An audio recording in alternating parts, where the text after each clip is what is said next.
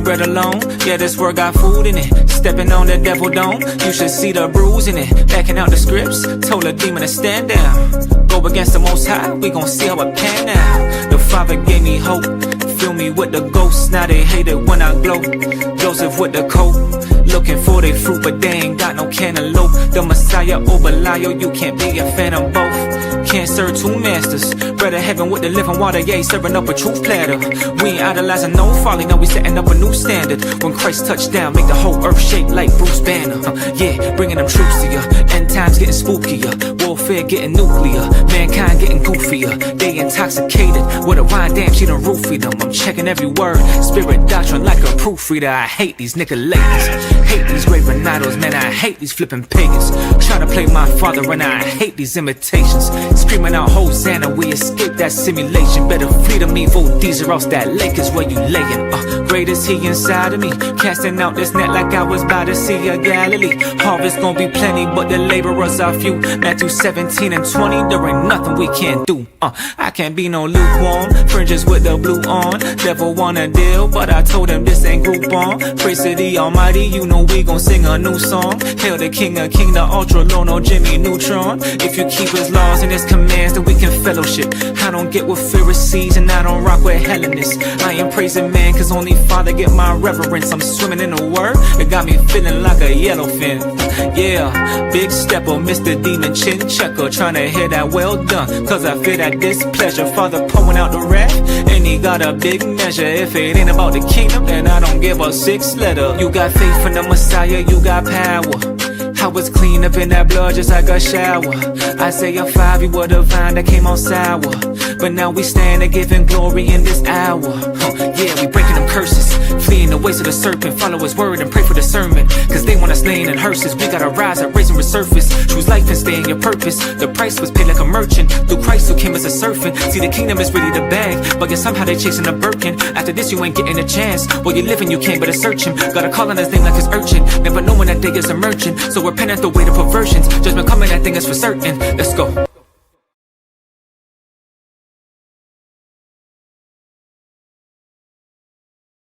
Shalawam family, it's your brother Yasharahla from the House of Bread, and I have to give all praises, all glory, and all honor to the Most High God, whose name is Yahawaah. Of course I do so in the name of his only begotten Son, Hamashiach, Yahawashi, who the world ignorantly calls Jesus Christ. Make sure you make your way over to HIBofficialZion.com and get you a copy of the HIB, the Hebrew Israelite Bible. Shalawam, Kwam Yasharahla. The Hebrew Israelite Bible is the first of its kind, restoring the names of persons, places, and things in the ancient Hebrew dialect, colloquially referred to amongst the Israelite community as the Lashawan Quadash. Most importantly, it preserves the Most High's name YAHAWAH in the Paleo-Hebrew script. The Hebrew Israelite Bible comes complete with all 80 books found in the 1611 King James Version Bible, including the Apocrypha.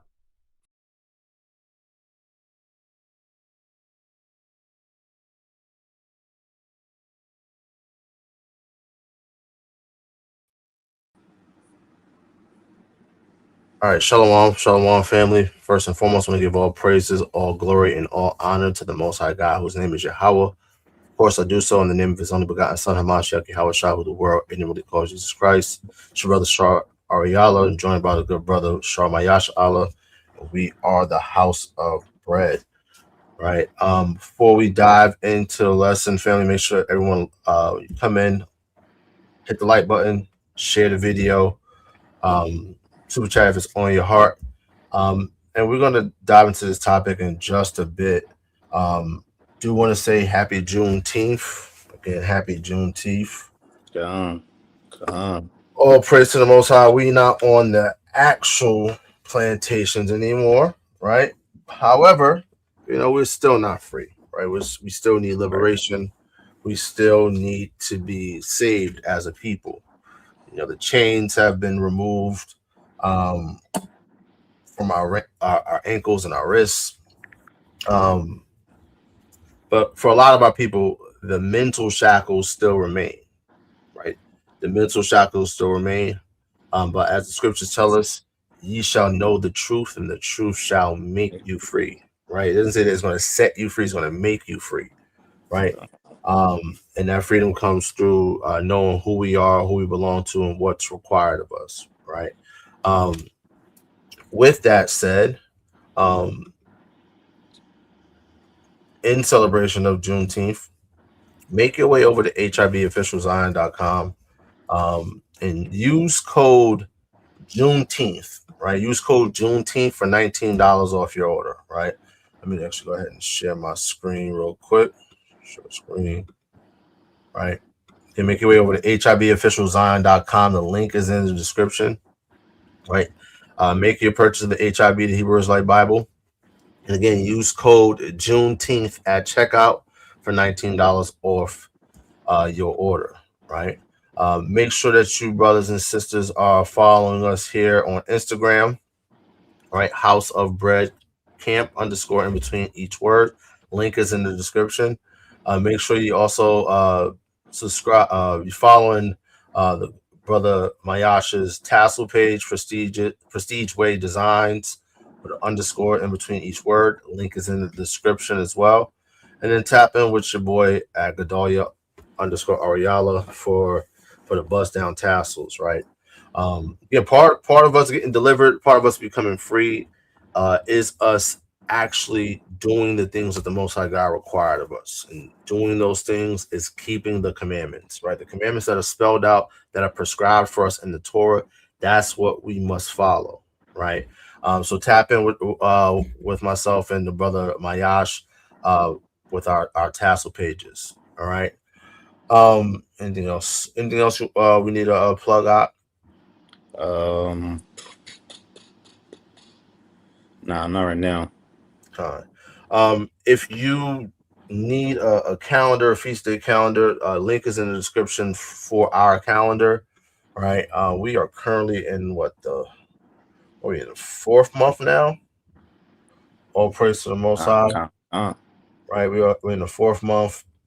It's not we don't have any high holy days until the month of September, where we'll be entering into the 7th month. So you have the Feast of Trumpets, you got the Feast of Tabernacles, you got the Day of Atonement, right? These are all important high holy days. All praise to the Most High. We have science, right? We have technology that we're able to actually track out and set the calendar in advance, right? Back in the day, when we was in our land, we actually used to have to observe the moon, right, to know when these appointed times are, right? So now brothers and sisters don't have excuses, right? You need to take off for work, right? You have a calendar to be able to plan accordingly, right? Planning is of the utmost importance, all right? Before we dive into the topic, I think I want to open up the chat for questions. Any questions brothers and sisters may have by all means, please post your questions in the chat, and we'll dive into them.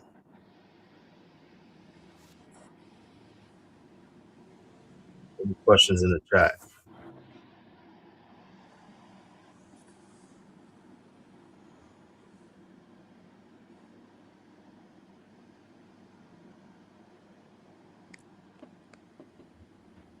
All right.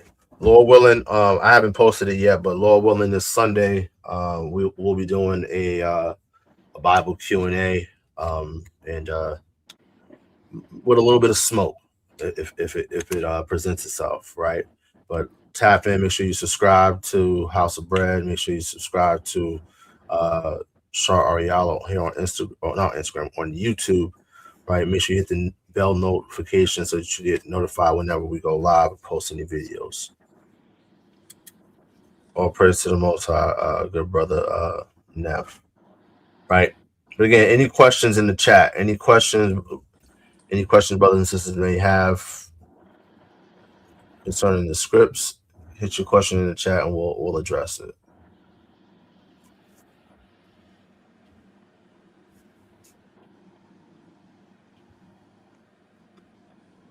Okay, so brother Oil Can Sean says, question: why Exodus 6:3 says they did not know the name of Yahawah?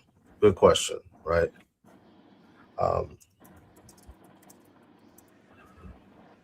So Let me get a couple precepts real quick. All right, so boom, watch this. I got you. Judgment. Let's get that real quick. Which one?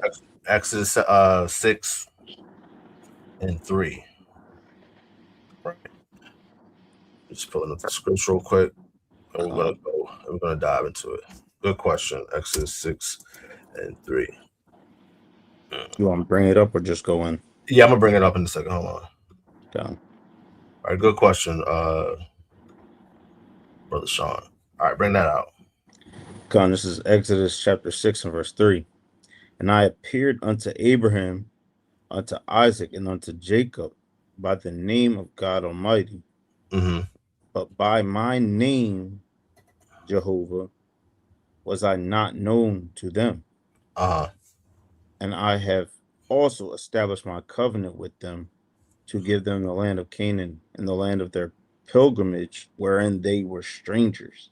All right, so people will read this verse and they'll say, man, Abraham didn't know the Most High God's name, right? Isaac, Jacob, they did not know the Most High God's name.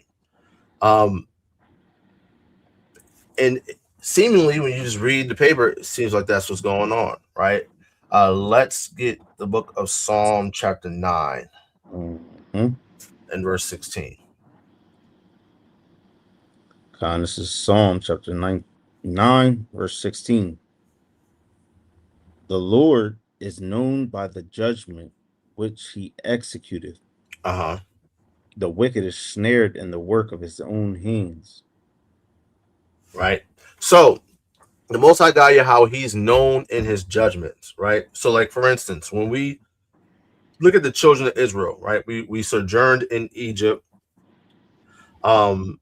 We came out, right, in a numerable multitude, and the fear and dread of the Most High God's name was on the heathen. Example, when we got to the land and the spies were sent to Jericho to spy out the land, they were met by who? They were met by Rahab, right? So let's get the Rahab.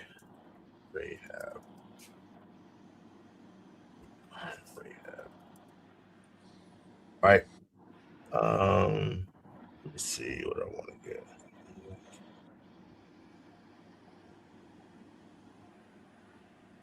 Let me see how to find this account, right? So when we came into the land, right, Rahab, she heard what the Most High had did for us, right?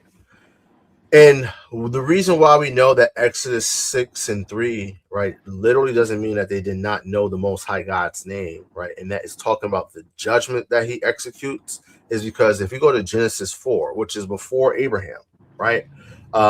Take a look here at Genesis chapter 4 and verse, right? Chapter 4, right? Last verse, right? I'll read from verse 25. It says, and Adam knew his wife again, and she bare a son, and called his name Seth, for God said, she hath appointed me another seed instead of Abel, whom Cain slew. And Seth, to him also there was born a son, and he called his name Enos. Then began men to call upon the name of the Lord, right? If we pull this up in the blue letter, right, and look at the actual text, it says basham YAHAWAH, right? They called on the name of Yahawah, right? Most High God. So they were calling on his name all the way back before the flood. Right? Are we to believe that they weren't calling on his name afterwards?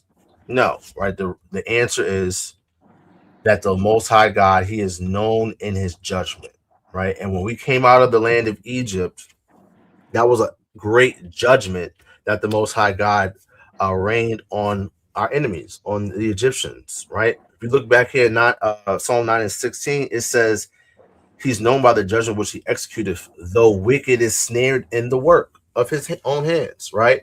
So when we actually look at for instance, Exodus in the plagues that were brought upon Egypt.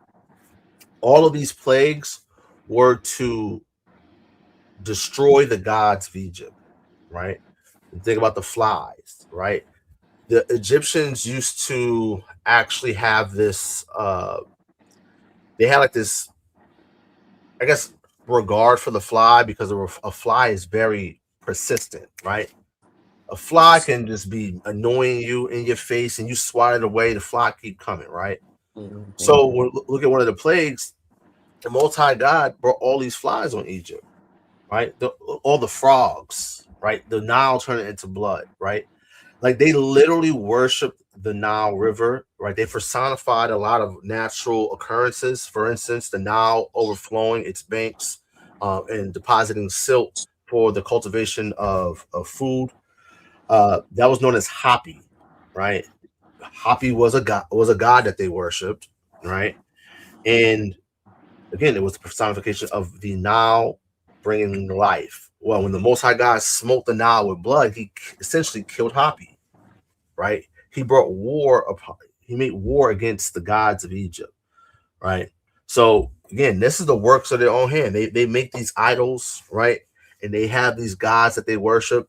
But in all actuality, the Most High God showed that he was the Most High God, that he was the King of Kings and the Lord of Lords, and right, that guy, right? He's the creator of all things. So he literally brought death to the Egyptian gods through the plagues in those judgments, right? And we have something known as the Ipuwer Papyrus, right? The Ipuwer Papyrus literally attests to these plagues that the Bible talks about.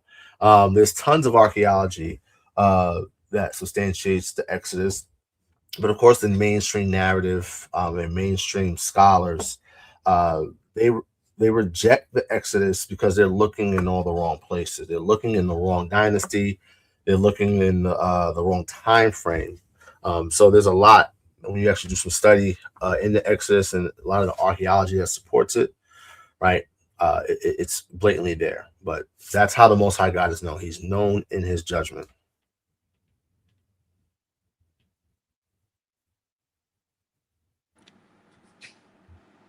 So, all right. So the brother Yashar, he said, to my knowledge, I could be wrong, but when the KJV states name in Hebrew means shum, and shum means reputation, depending on the context and how the word name is used. You are correct, right? The word for name in Hebrew, shum, right? It literally means like your actual name, but think about what comes with your name, right? You have a reputation, right? You hear the name Kobe, and what do you think of? You think of Mamba mentality, right? You think of someone who has a lot of dog in him, someone who has a lot of grit and tenacity, right? We know who Kobe is. We know his name, but we also know his reputation. His reputation is attached to his name, right? The Most High God's reputation, right, when he revealed himself to Abraham, right, to Isaac, to Jacob. Most High didn't show them outrageously miraculous, insane works, right, insane judgments, right. We the scripture talks about how Abraham believed God and was appointed to him as righteousness, right, and that his faith was made perfect through his actions, through his works. So yes, you got Abraham. Think about Abraham. Abraham grew up in a city named Ur, right, in Mesopotamia, around the region of Babylon, where you have a bunch of paganism. You look at his father, right, Terah. Terah worshipped idols. Before the Most High God revealed himself to Abraham, one could say that Abraham worshipped idols, right? But he revealed himself to Abraham. Abraham believed him, right? And when we looked before Abraham even comes into the land of Canaan, right? Him and his father, Lot, and his wife, they leave Ur. They go to a city named Haran, right? Now he has a brother named Haran, an older brother named Haran. So you got Terah, he has Haran, Abram, and Nahor, right? When you read, it says that that Haran died. Haran is the father of Lot. Terah takes Abraham, at the time it was Abram, Sarah, at the time she was Sarai, and Lot. And the core is left in Ur. They go to a city named Haran. Now, I would imagine that the reason why Terah named him Haran is because, again, they were pagans, and they worshiped a moon goddess named, I believe her name was Sin, right? And so she was worshipped in Ur, but she was also worshipped in Haran, the city named Haran, which literally had her main cult there. So that's where they went to travel. The Most High God revealed himself to him, and then he left after his father died and went into the land of Canaan, right? But again, just thinking about our forefathers, where they were, right? Sometimes we got to try to step back and think and put ourselves in their shoes, right? Put ourselves in their world, right? And that's why it's important to study history, because you get a good understanding and a better understanding of different customs, right, that were going on.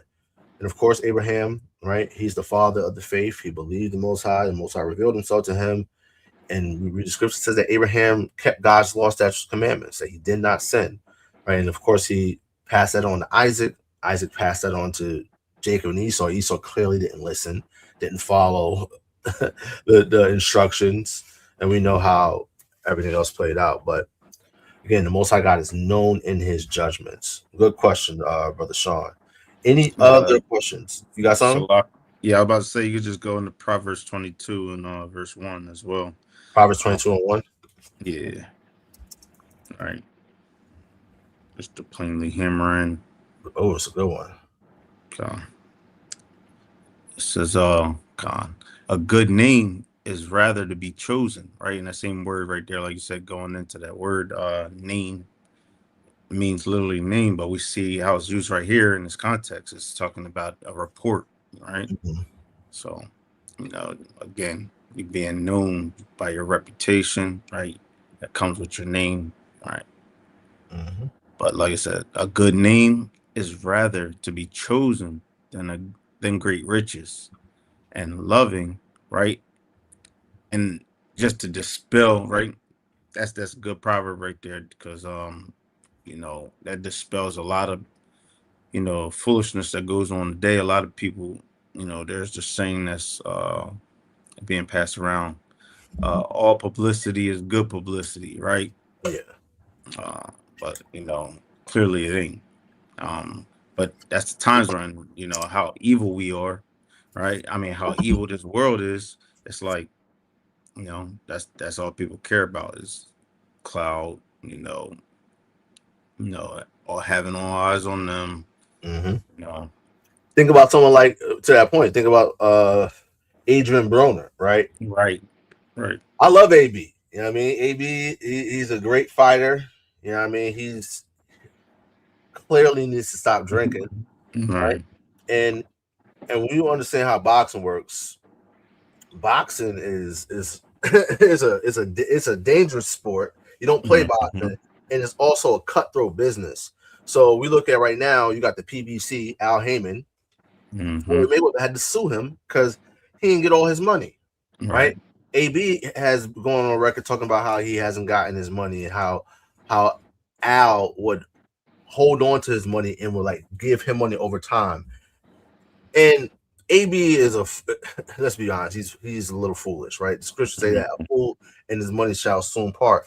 And you know what I mean, AB finds himself pretty down bad, and all praise to the Most High that he has an opportunity to help feed his family with this streaming shit. But now we know AB for his shenanigans. We know AB for his hijinks, right? Him just being a fool, playing the fool.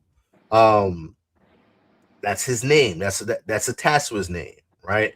Again, going back to the example of like Kobe Bryant. You know Kobe Bryant for being real austere, being about his business. We think of Mamba mentality. You think of someone like right now we're looking at Jalen Brunson, the New York Knicks winning a championship for the first time in 53 years, right? All right. Jalen Brunson people hear his name. Oh, he's not a 1A guy. Oh, he's not an XYZ. Right? Yeah, he's a good player, but he's not a superstar.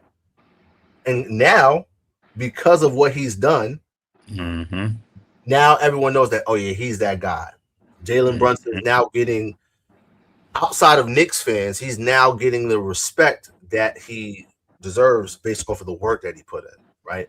Most High God, his name, he has a literal name, but again, the reputation attached to that name, that's important. Hammer, to the Lord call the law his name. I don't know what you're talking about.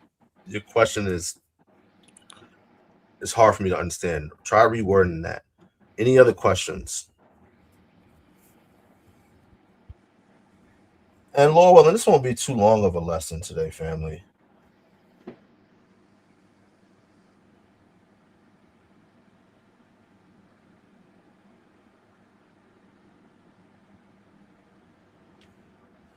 No other questions? All right. So let's dive into the topic, family. So you can see the title of today's video lesson is Hebrew Israelites in the Romanticization of Brotherly Love. Right? So we see here on the thumbnail, right, we got brothers, right, showing love to each other. But again, when we look at what goes on in this community, right, sisters don't get that same type of love, right? We as men are brothers to the sisters in the nation of Israel, right? So we have to show them brotherly love, right? And they should in turn show us sisterly/brotherly love, right? And when you understand the Hebrew language, right, and how the Hebrew language, similar to Spanish, similar to languages like French, is a male dominant language, right? Male is the default, right? We are a patriarchal society, right? I know that's a buzzword, right? The word patriarchy. Oh, the patriarchy, right? I've done a lot of maturing over my time of being here in the truth.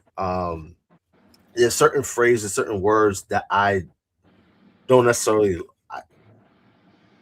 not that I don't agree, but I just don't like certain terms. Like, I'll give you an example. The term toxic masculinity, that term gets thrown around a lot, right? And a lot of times it's used when a man is just doing what a man's supposed to do, right? Now we live in this world where sisters say, "Oh, what?" I saw a video earlier today. Sisters like, "What happened to men just allowing their women to win the argument? You niggas gonna argue," and they called it sassy, right? That word gets thrown around a lot, right? Because again, this concept of masculinity. Can I be honest with y'all? There are a lot of men who can be toxic. So the term toxic masculinity is a real thing, right? Its application at times is very cheapened and, again, just sensationalized, right? But if I'm being honest with y'all, when I look in the Hebrew Israelite community, being someone inside of the community, there's a lot of so-called toxic masculinity within the Hebrew Israelite community. And the root of that toxic masculinity is this ideal, this concept, this romanticized concept of brotherly love, right? Now, why do I say that, right? Why do I say that brotherly love, this concept of brotherly love, is romanticized? Am I saying that brothers should not show love to one another? I'm not saying that at all. We are supposed to. We are required. We have to love each other. And what we're going to do is we're going to dive into what that looks like, right? So I just wanted to pull up the term romanticization, right? And let's just get a definition of it, right? So it says romanticization is the act of viewing or portraying someone or something in an idealized, unrealistic light, often making it seem far more attractive, desirable, or heroic than it is in reality. right? Mm-hmm. There's a lot to unpack there, right? Kind A lot to unpack there. Let's see what AI is talking about, right? The good, elevating everyday life, often described as wearing rose-colored glasses. Romanticization can be healthy, can be a healthy coping mechanism. Okay. It says mindset. It encourages individuals to find beauty, meaning, and gratitude in mundane tasks. All right, we'll skip that. The trap of unrealistic expectations. Right. Regardless, right. We're gonna drop this, right? However, right. Just going back to this definition of the term romanticization, right? Again, portraying someone or something in an idealized and unrealistic light. Okay. Funny enough, I had someone sent me a video of a brother that I do not like. Right, I do not like this person at all. Right, he's an individual within the Hebrew Israelite community. Don't like the nigga worth shit. Right? Do I love him? Yes, I love him because I have to love him. Right? We have to love each other. Right? We have requirements. We have expectations. Right? We have to love each other. Now, we're going to look at what love is and what love means, right? Because that's what we have to quantify, right? Just because everyone's not buddy or chummy, right? Everyone's not so-called friends within the Hebrew Israelite community does not mean that people who don't like each other hate each other. right. For the record, I do not hate Alazar. I do not hate Deacon. I do not hate any brother that I've gotten into any type of public back and forth or anything like that. I don't hate them brothers. I actually love those brothers, right? And this is why we're going to have to define what love is. Right. Because brotherly love is just love between brothers, between siblings. Actually, it's not just between brothers, it's between siblings. And that's what we have to understand, right? Hebrew Israelites have to understand that you have to show brotherly love to all of your siblings,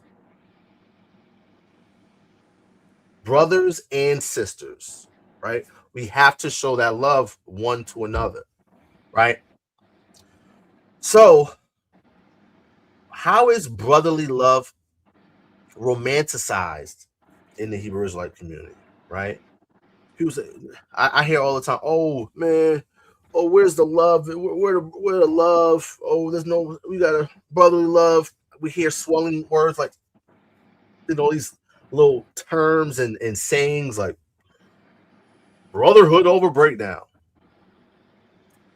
Yeah, I agree with that, right? And then we have these other terms like brotherhood is the final chamber.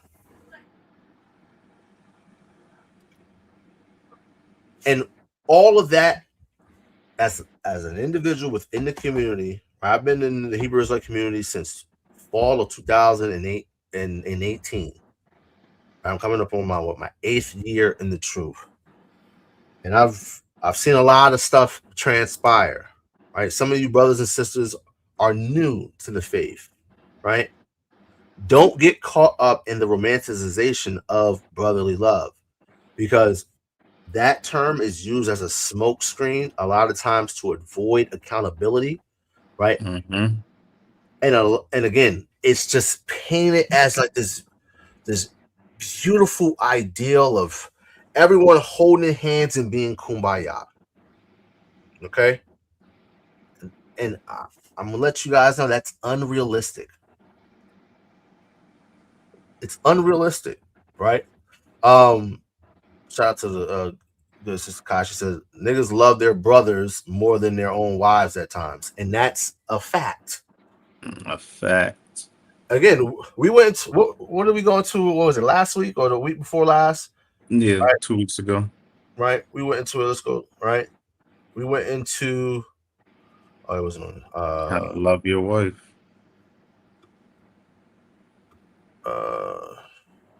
Watch this. Right. We went into this lesson 2 weeks ago. Right. Being a good husband 101. How to be a biblically good husband.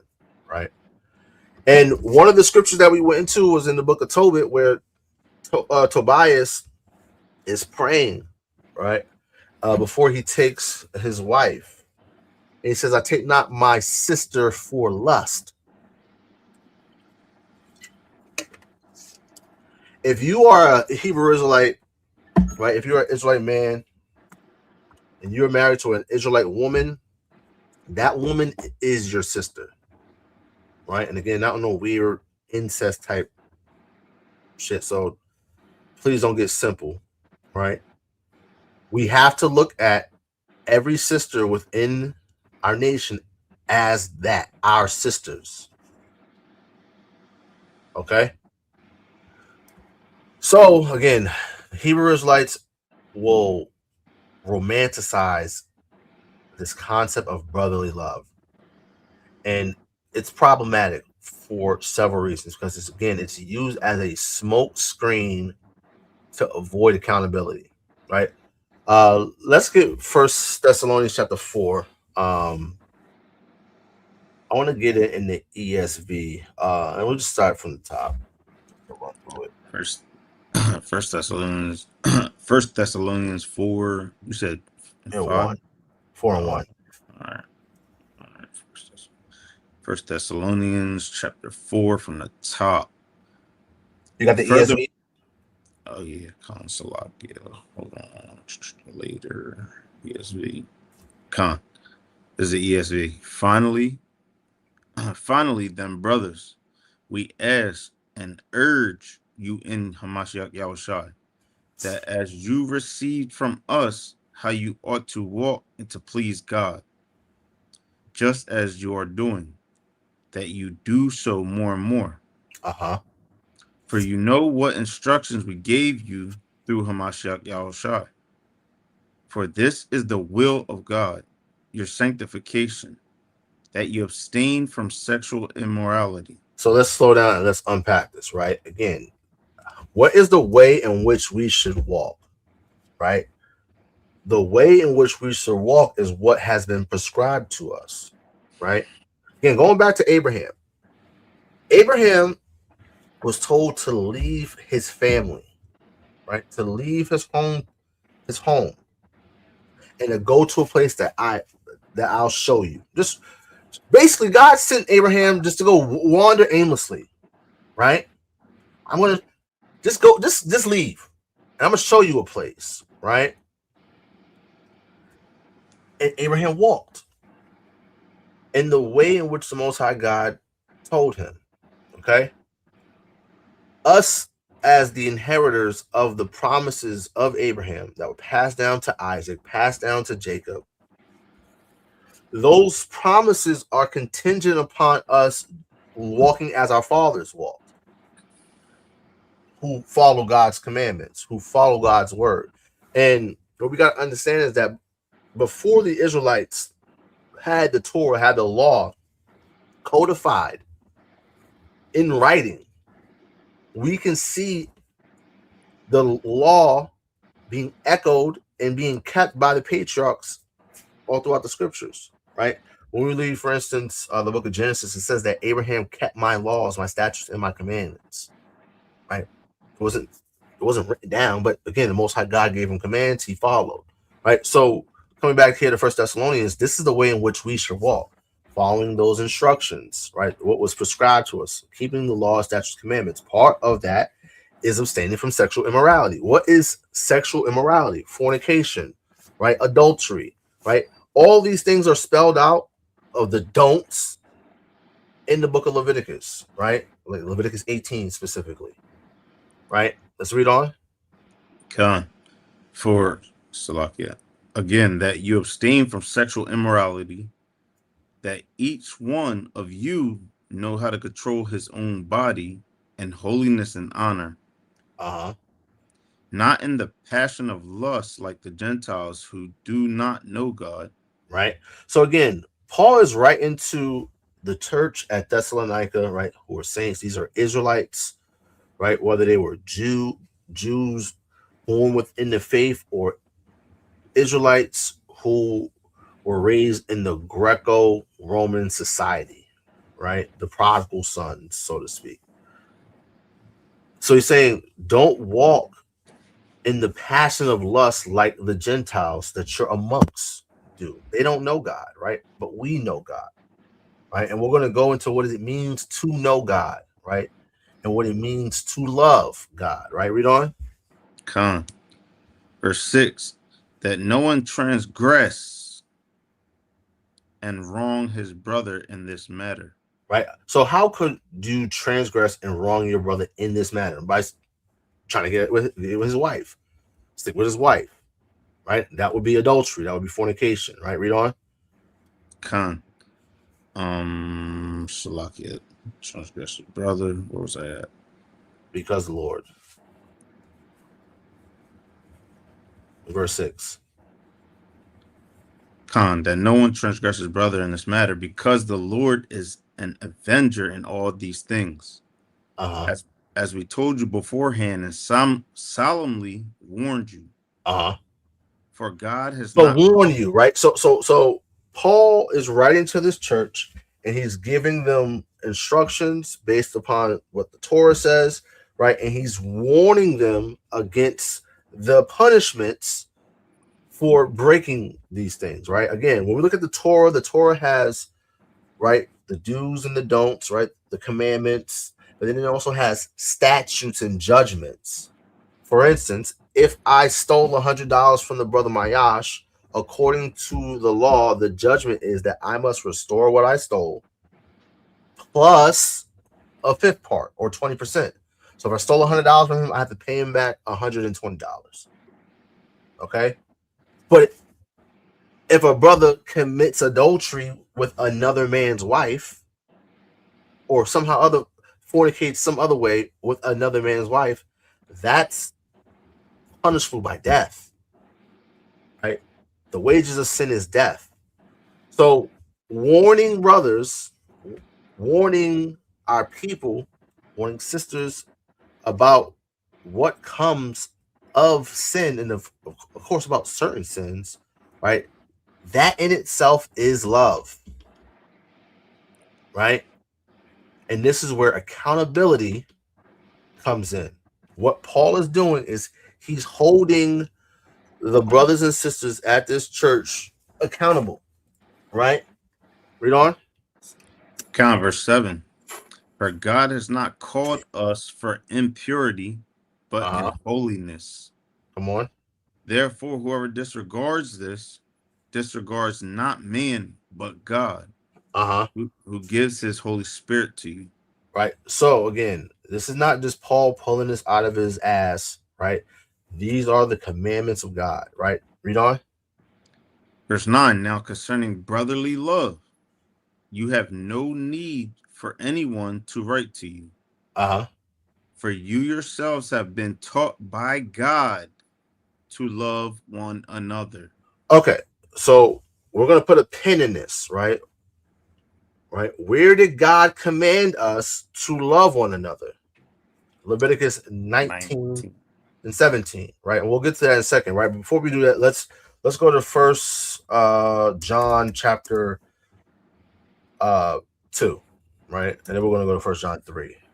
First John 2, and actually just start from the top. Come. First John 2 from the top.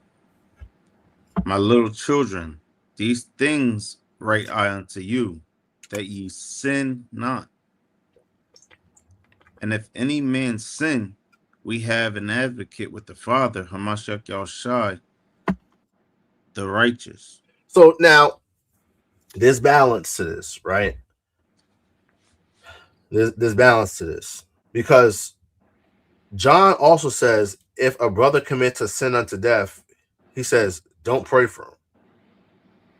But he says if a brother commits a sin that is not unto death, pray for him, right? And what I have seen in the Hebrew Israelite community over the last year and a half, right, is people not understanding the nuance of this, right? Yes, we should pray for brothers. But if brothers are out here committing sins unto death, right, as teachers and leaders, right, what happens is people say, "Oh, grace." They wave, "Oh, brotherhood's the final chamber," because and all this other nonsense, right? Because they are too pussy. I'm gonna keep it a buck. Too pussy to hold their brothers who they claim to love accountable. We have to hold each other accountable, right? For instance, going back to the concept of the Torah, right, and how it has commandments, do's and don'ts, it has judgments for transgressions, things of that nature. Again, if a brother steals something, right, the Torah has a judgment. If a brother commits adultery, if a brother rapes a sister, right, if a brother murders someone, what's supposed to happen?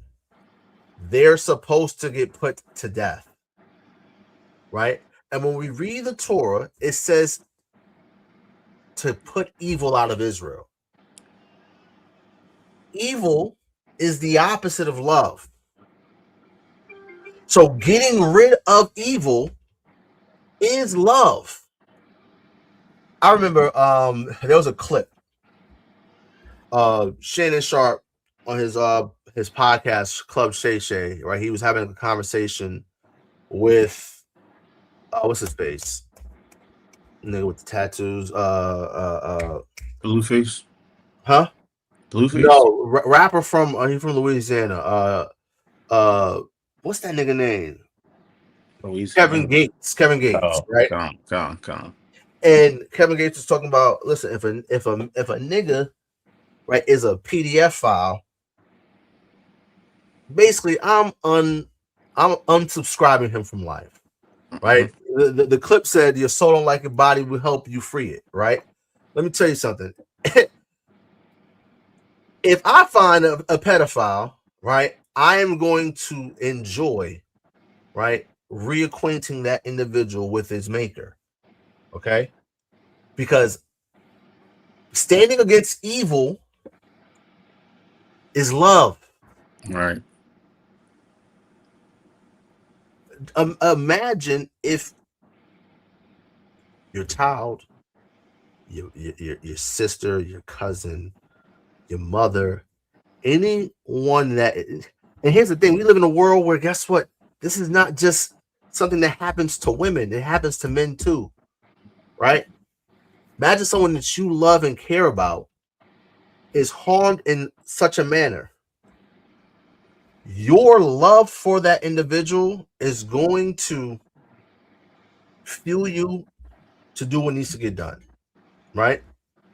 So when we look at situations within the Hebrew Israelite community, right, when we have all these scandals and things of that nature, right, and it's clear evil, right, and it's clear just blatant sins unto death, we got Israelites talking about, oh,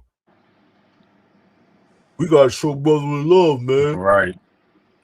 Nigga, hold on. Let's be real. If we were in our land and someone committed a capital offense, it would be evil of us to not execute the judgment of the Lord. That would be evil, right? Go ahead. That wouldn't be brotherly love, because again, the reason why we execute those types of judgments is to, protect the rest of us, and it's protecting the rest of us by putting the fear of God in us to not want to do that to each other, and protecting the victim, right? We live in a world where people love to blame victims, right? And like my quick 2 cents about the most recent scandal with Deacon and his estranged wife, right? Her sharing her story and the things that she's gone through, right? I've had conversations that I've heard people's perspectives on on the situation, right? I've heard people say, "Oh, the sister is stupid for doing some of the things that she has shared in her testimony." And I'll be honest with you, I don't think the sister is stupid. I think at best she may have been naive in many instances. However, here lies the problem. There's this thing in the world called power dynamics. Right. Right. So, for instance, I've been in management positions in my professional life, and every year we got to go through trainings like sexual harassment trainings, things of that nature, right? And in those trainings, you learn about, again, these power dynamics, right? If I'm a boss and I'm advancing on one of my female coworkers, right, that power dynamic and that difference in power really can put that female employee in a really bad situation, right? Where she feels like if she does not comply, she's going to have some type of retaliation and things of that nature. And that happens within the Hebrew Israelite community, right? All the a bunch of times, right? There have been no contact orders put out, right, on brothers, on sisters, right, in many different times, right? And over the past couple of years, right, especially the light what happened with the whole Al-Azhar situation, right? My wife being best friends with the sister, with his estranged wife, Al-Azhar would threaten her with no contact orders, right? Threaten that he would make me give my wife an order to not have any contact with her. And what that does is it isolates sisters, right? It isolates sisters, and it is intentional, it's on purpose, right? Why? Because they don't want sisters talking to each other about their trauma and the things that they've gone through, right? Because they don't want it to be revealed the evil shit that niggas have been doing, right? That's a problem. But you got niggas saying mercy, mercy, mercy, brotherly love, brotherly love, brotherly love, right? For niggas who are abusing their wives in some of the most heinous ways, right? And that's a problem because what you're demonstrating is that you don't love your sisters. It's just the reality of the situation, right?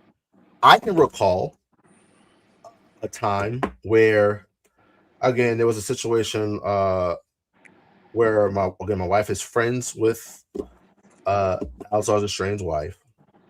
Shout out to that sister. She's doing quite well. Really proud of her. She's done. The Most High God's really been just blessing her over the past year or so through all of this that she's had to endure. And it was a situation or whatever, and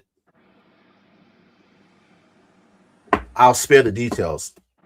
But around this time, right, and again, this is all before everything was exposed and made known to me, right, what was going on.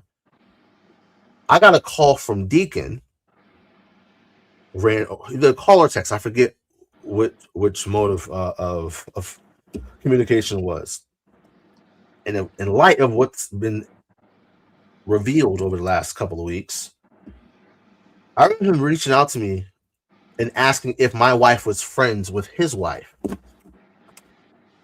And I found it strange, right?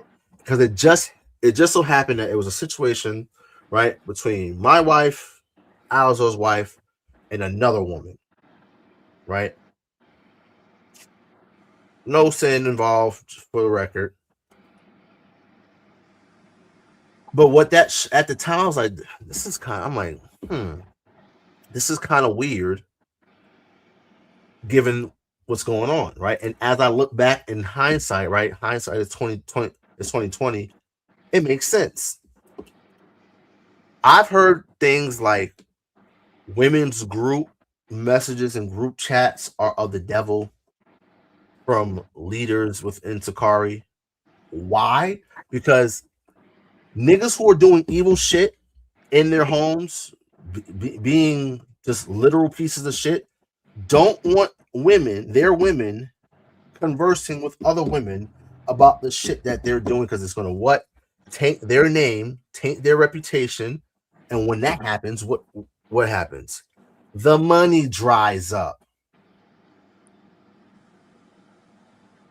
But again, niggas will say, oh, Yahweh, he doesn't know anything about brotherly love and all types of nonsense, right? Stupid shit like that.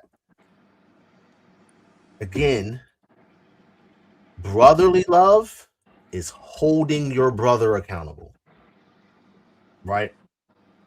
And we're going to, again, dive into more scriptures and demonstrate that, right? So let's you got a scripture?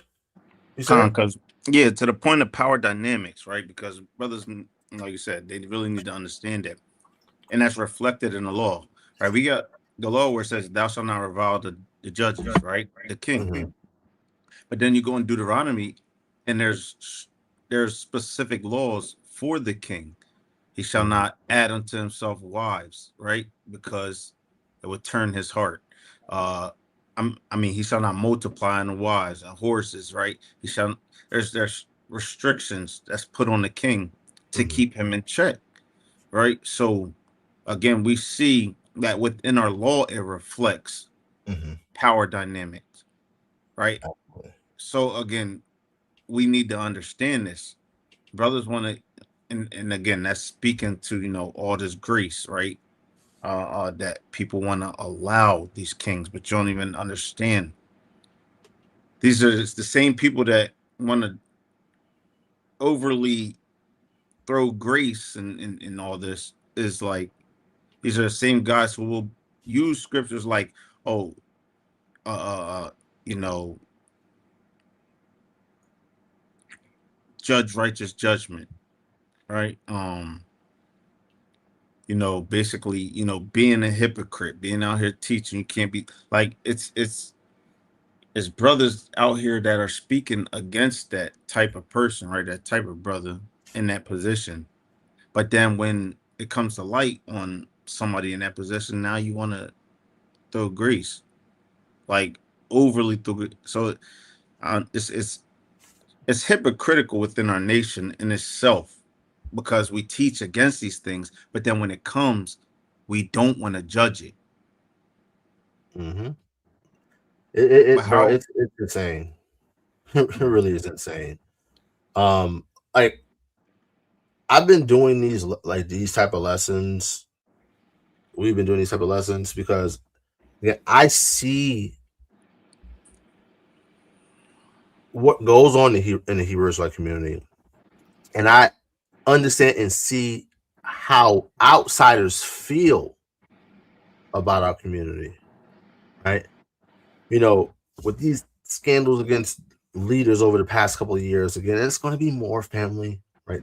There will be more, right? Because the stars are falling, right? I'm telling you, if it was a Christian pastor, right, revealed that a Christian pastor was doing X, Y, Z, but Hebrew Israelites will be quick to condemn that Christian pastor, right? Regardless if that Christian pastor is like an Israelite or not, right?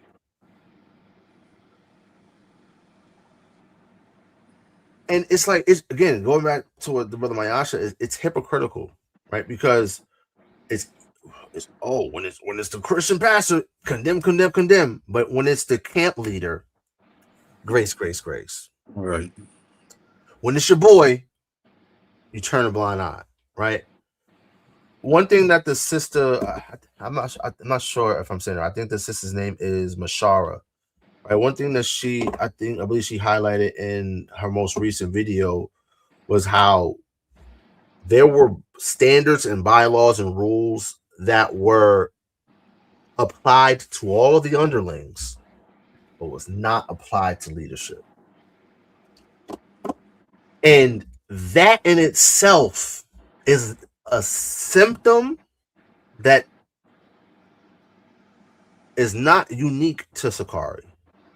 It happens in all types of congregations, right?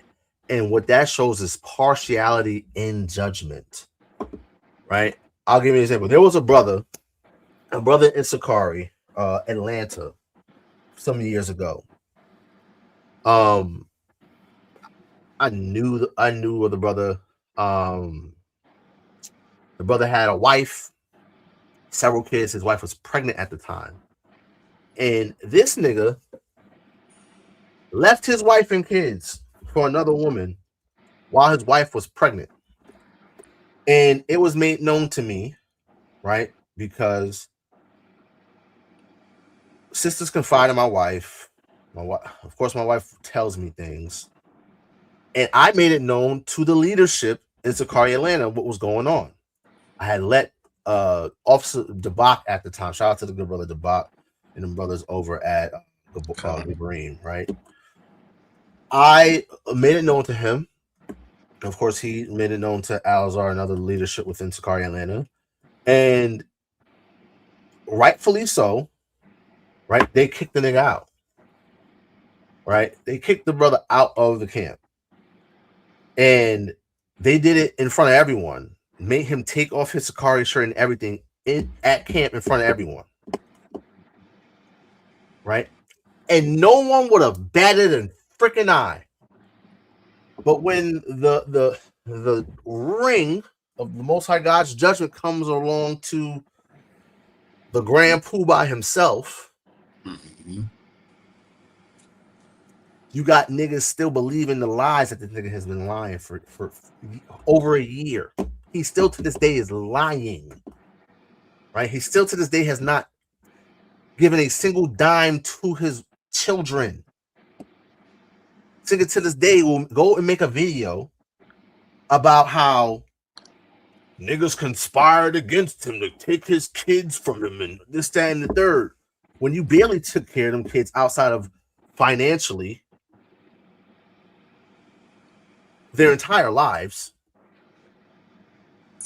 And when you literally turned off the phone of the woman with your children after you gave her permission to leave, you don't send a single dime since February of 2024, right? And then you'll get up on a video, right, to try to paint yourself as this great guy who took accountability. Bullshit. Right? And spread more lies, right? And play the fucking victim when you're the victimizer, right? Like, but niggas will scream, oh, brotherly love, oh, blase, blase, blah, grace, grace. No, fuck all that. There's a saying, what's good for the goose is good for the gander, right? When it's a soldier who does something wrong, niggas bring down the hammer. But when it's the leader, niggas want to get quiet. Niggas want to, again, throw a smoke screen. Brotherly love. Buzzword to avoid accountability. And this is the problem. Again, I am an individual within the community. I see things that happen in the community. I see how people react, right? I see the think pieces and people's opinions because everyone shares their opinions on Facebook and social media and whatnot. And I just look at this and I'm like, we are sick. Our people who don't know the truth are sick, but there's a lot of brothers and sisters in the Hebrew Israelite community who are also sick and who are also not healed. And again, this goes back to the lesson we did 2 weeks ago. To be a good husband, you have to be a good man of integrity, right? And you have to be a healed man, right? The same would be true for sisters, right? And to be a good wife, you got to be a healed woman, right? You have to be a woman of integrity. You have to be a woman, right, who loves the Most High God, right? Loves God's word, and who loves herself. See, what happens a lot of times within this community is that brothers will prey on sisters who are new to the faith, and the Bible calls them newborn babes, right? And they prey on the naivete of these sisters for their benefit. And this has been shown, right? This has been on full display, and it's despicable, right? And people who make excuses for this type of behavior are just as despicable, if not even worse. And like I said, it's just it gets to a point where it's like, you know what, we truly need a drastic change within the community, right? We need healing as a community. We need healing as a people, right? And we need to have true love for one another, right? But let's get back into this 1 John 2. 1 John. Let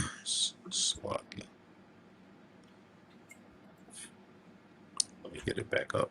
1 John from the top again. 1 John chapter 2. It says, "My little children, these things I write unto you, that ye sin not. And if any man sin, we have an advocate with the Father, Yahawashi, the righteous. And he is the propitiation for our sins, and not for ours only, but also for the sins of the whole world. And hereby we do know that we know him, if we keep his commandments." This is the litmus test to determine whether or not you know God, right? If we keep his commandments. Read on. But whoso keepeth his word, but whoso keepeth his word, in him verily is the love of God perfected. Hereby know we that we are in him. He that saith he abideth in him, ought himself also so to walk, even as he walked. Right. So in order to abide in Christ, you got to walk as Christ walked, right? And again, when I look at the Hebrew Israelite community, right, I look at it a lot of times as a good old boys club, right? As the He-Man woman haters club. That's how I surmise the Hebrew Israelite community at times. The He-Man woman haters club. A lot of brothers just hate women. Again, and going back to this whole thing about grace, right? It's always grace for the wolf, but it's never grace for the sheep, right? It's always grace for the brother, the leader, but it's not grace for the sister or the victim. And again, that's so evil, and it really boils my blood that this is how niggas act. And niggas wonder why, right? We're still here, right? Our job is to go out to the highways and hedges and to bid our people to the marriage.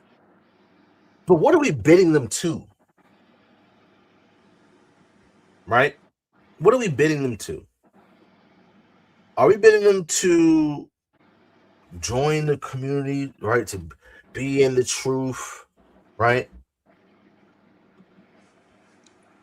For them to get abused, for them to get taken advantage of? No. That's not what we should be doing, right? We should be bidding our people to the marriage and welcoming them to a community, right, where we actually stand on the word, where we actually follow it, actually put it into practice, and not just talk about it. Because I'll be honest with you, there's a lot of Hebrew Israelites that literally just, it's all talk, it's no walk. And it like I said, absolutely fascinating. It's absolutely just annoying, right? So this is how we know that we know God, keeping his commandments, right? Let's get 1 John chapter 5.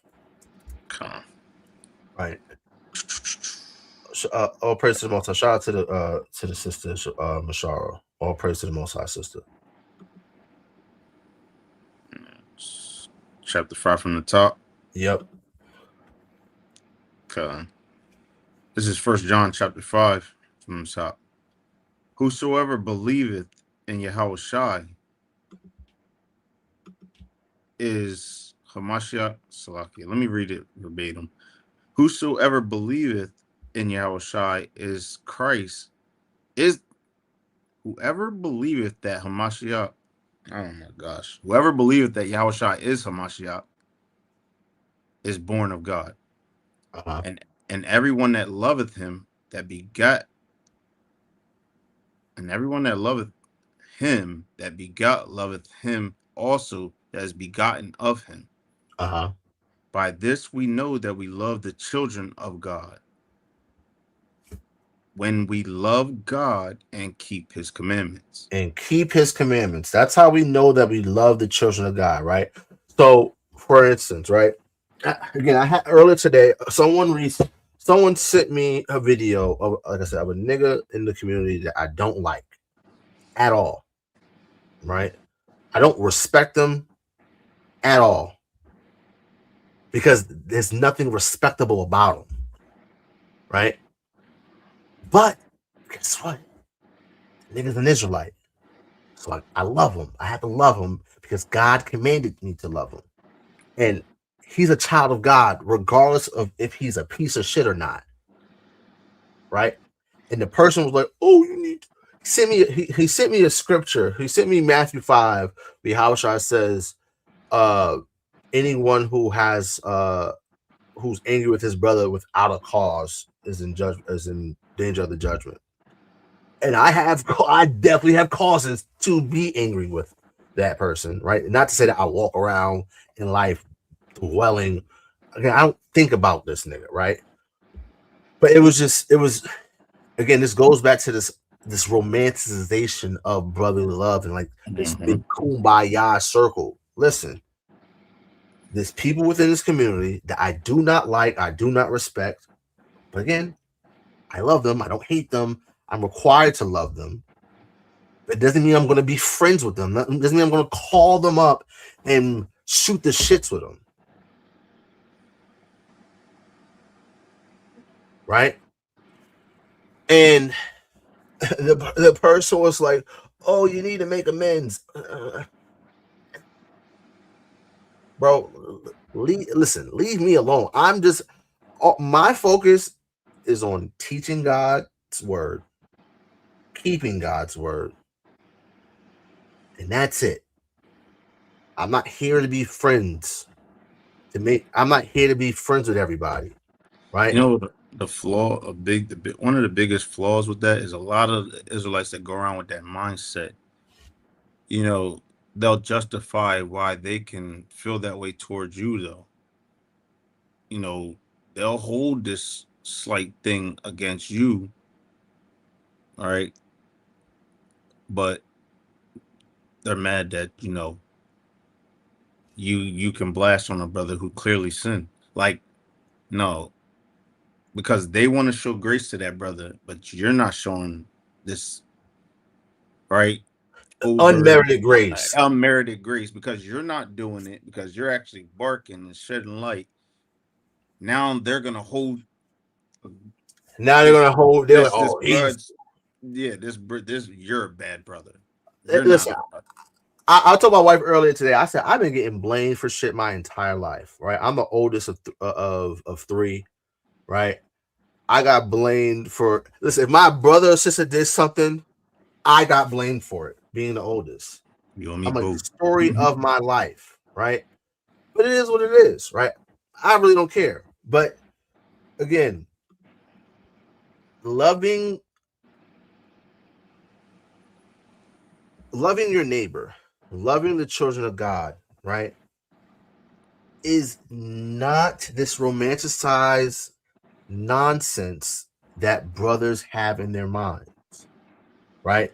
We're gonna show what love is according to the law of God, right? Let's read on. Verse 6. Verse 3. No, verse 3. For this is the love of God, that we keep his commandments. His commandments are not grievous. His commandments are not grievous. So to love God and to love neighbor is to keep God's commandments. Right? We went to what's that? It was First Thessalonians chapter 4, right? And in First Thessalonians chapter 4 and verse 9, it says, now concerning brotherly love, you have no need for anyone to write to you, for you yourselves have been taught by God to love one another. So where did God teach us to love one another, right? Let's go to Leviticus 19 and 17. Let me go back to the kitchen. It's just crazy, though, because this is like, it's redundant at this point for a lot of the Israelites we're talking to right now, because you know this. Okay. So let's bring that out. I'm going to start at verse 17 or? Yeah, from 17. Leviticus 19 and 17. Thou shalt not hate thy brother in thine heart. Thou shalt in any wise rebuke thy neighbor, and not suffer sin upon him. So let's slow that down and let's unpack this. Thou shalt not hate thy brother in thine heart. Heart is your mind. If I'm not allowed to hate my brother, that means I'm being told to what?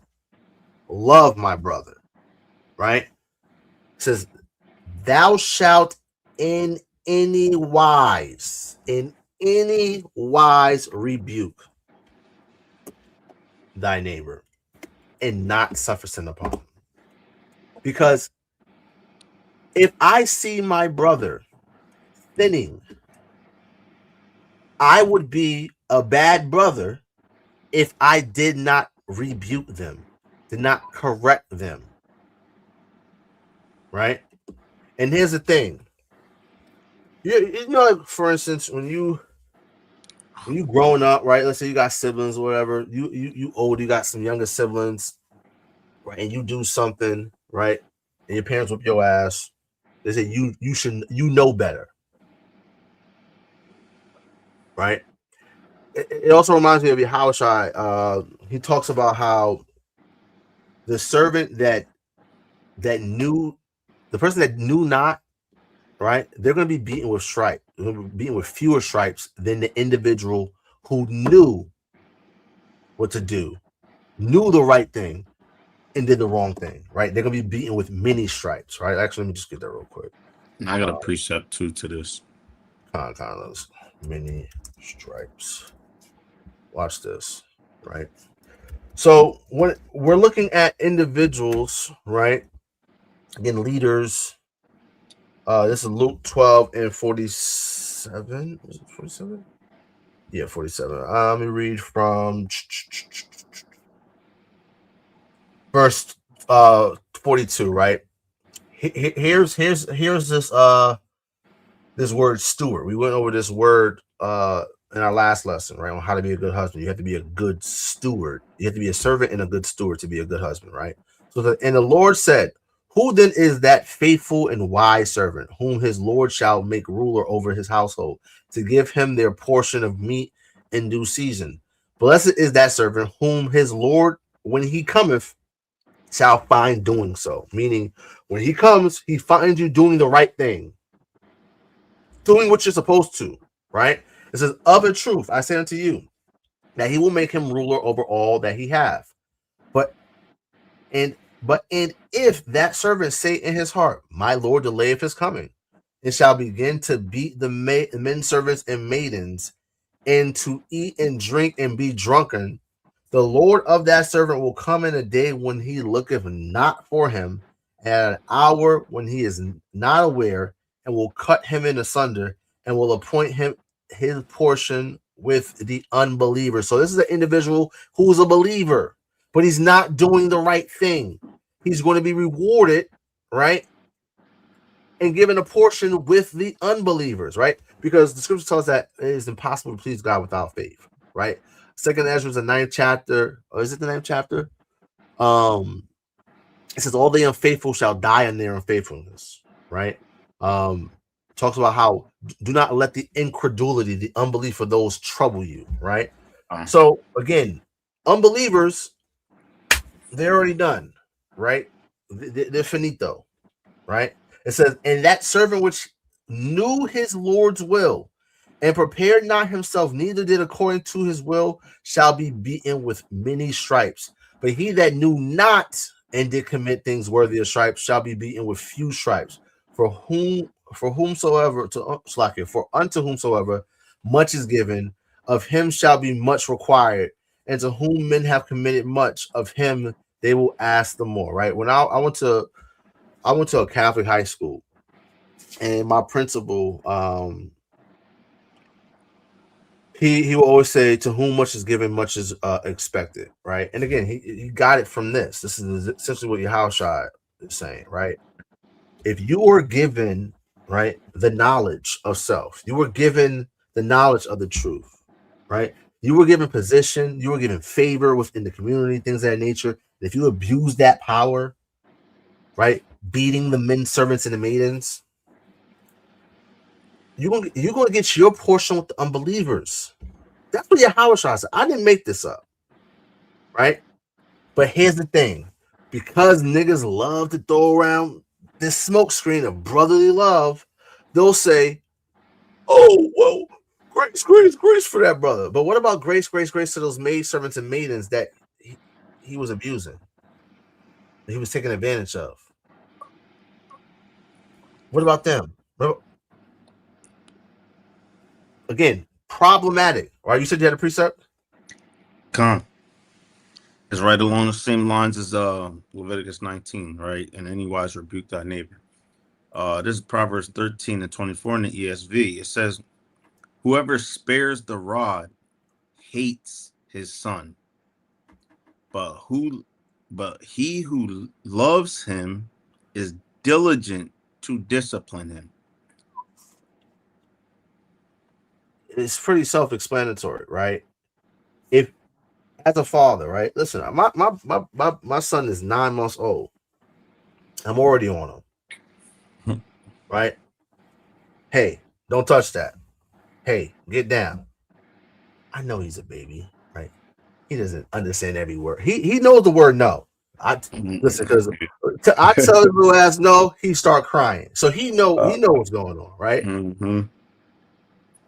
Like, but that's love, right? Listen, I got my fair share of ass whoopings. Do my parents not love me? No, my parents love me because they were willing to whoop my ass, right? He that spareth his rod hateth his son, right? Sirach talks about he that something along the lines of he that disciplineth his son grieveth the enemy, right? Actually, let me find that real quick, right? So in like fashion as we, right? If you're a parent, right, you have to discipline your child, right? You love your child. You showing that discipline to your child is you having love. The same is true for your other relationships, right? For relationships that you have with brothers and sisters. If you see, again, I will always use this analogy, right? Because actually, real quick, let me get Ezekiel chapter, what's it, 3:17. All right. This right here is an oldie but goodie camp precept, right? Oldie but goodie. Let me tell you, right? Got to knock the cobwebs off of this one. You want the ESV or KJV? Oh, you can do KJV. This is Ezekiel 3, verse 17. It says, Son of man, I have made thee a watchman unto the house of Israel. Therefore, hear the word at my mouth and give them warning from me. When I say unto the wicked, thou shalt surely die, and thou givest him not warning, nor speakest to warn the wicked from his wicked way, to save his life. To what? To save his life.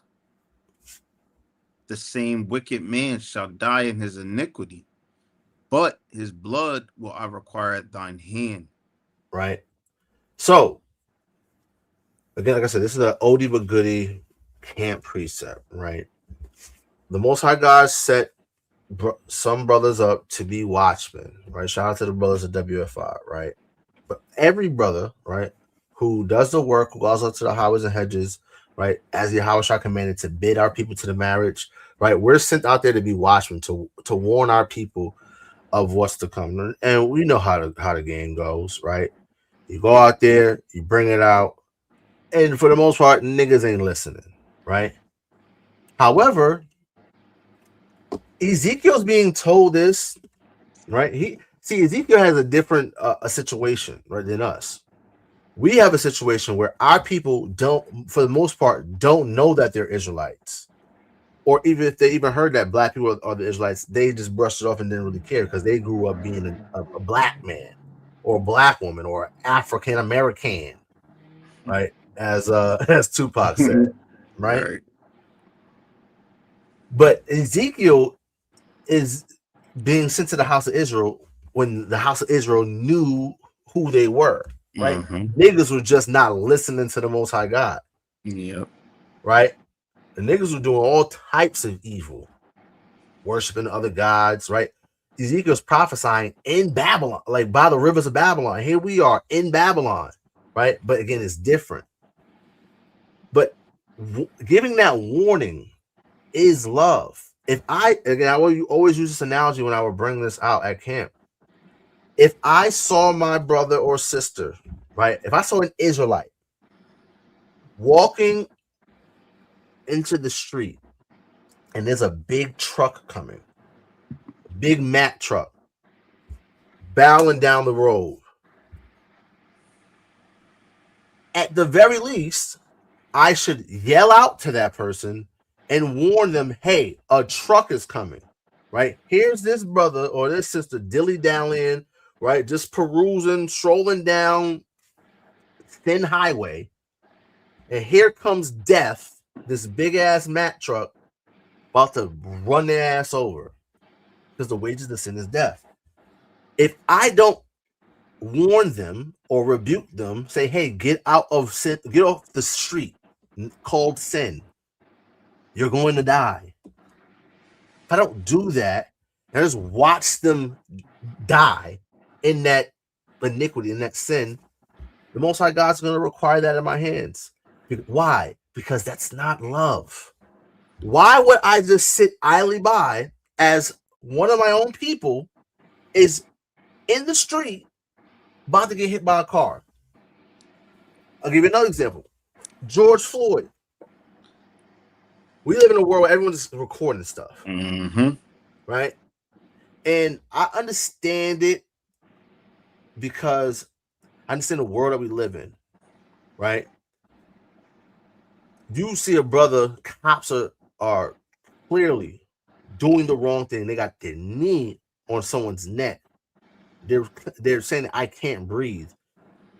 You sitting there idly by is a sin, right? Watching another Israelite, right, life get ready to be taken, right? You cannot allow that to happen according to the law, right? You cannot stand against the blood of thy neighbor, as the scriptures tell us, right?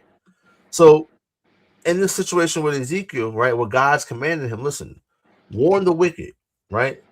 If he don't listen, he gonna die anyway. But if you don't warn him, it's on you, right? Again, because Ezekiel is basically given a big brother role, right? Again, I noticed also well being a big brother. Again, I got blamed for shit my entire life by my parents. Because again, I have a responsibility to look out for my brother and sister. We as Israelites have a responsibility to look out for each other. And if one of our own is doing wrong, like literally doing wrong, harming someone within the community, you have to stand up, right? The scriptures talk about, for instance, in the book of Psalms, the 82nd chapter, right?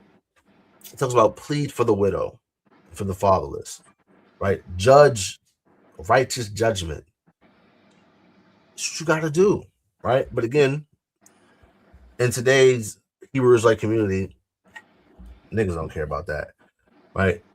Niggas want to want to use scriptures out of context and say, he without sin cast the first stone.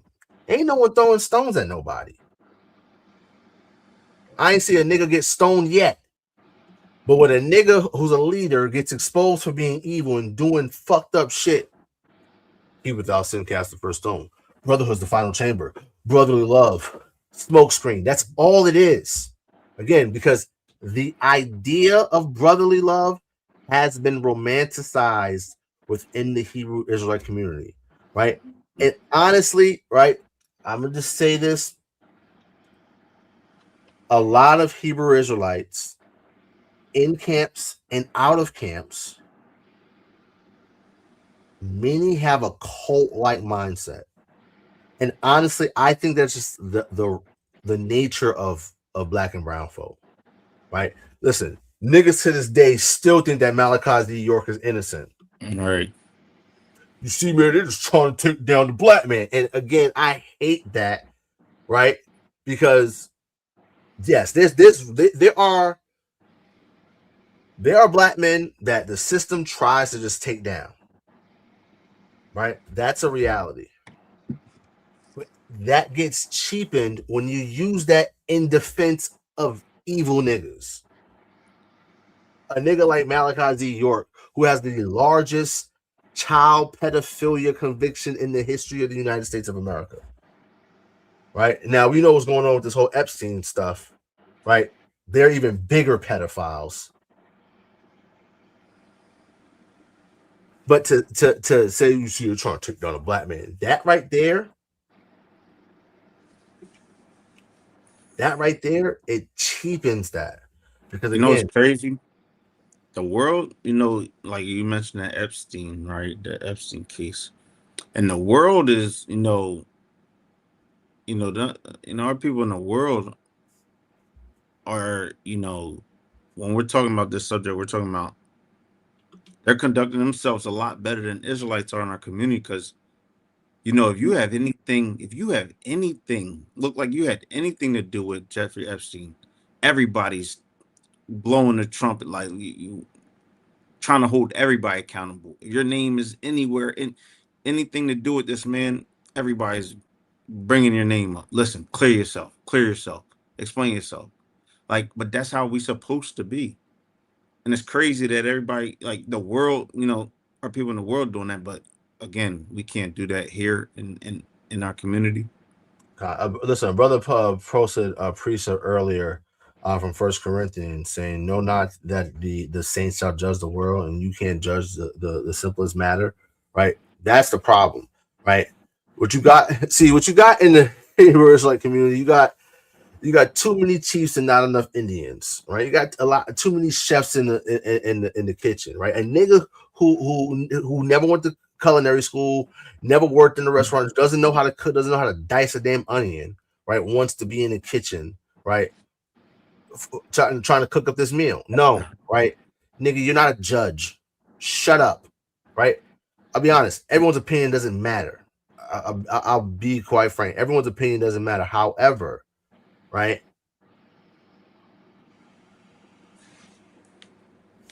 Everyone has a voice and everyone has an experience and everyone has gone through their own shit or whatever, right? And what I'm seeing in the community is that people don't want sisters like the sister Mashara, like the sister Masala, right, to tell their story about their testimony, things that they've gone through, right? So again, we have to do a better job as a community, right, and truly hunker down and really understand what love is, right? So someone named Max asks, what is this and what's being advocated? What's being advocated is true love and accountability, right? That's what's being advocated.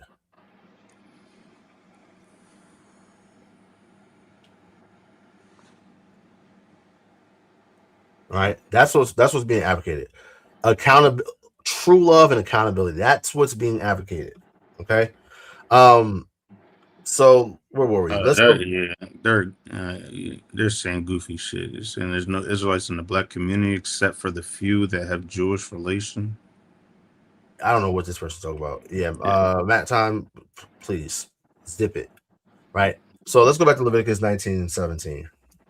Come on. Leviticus 19.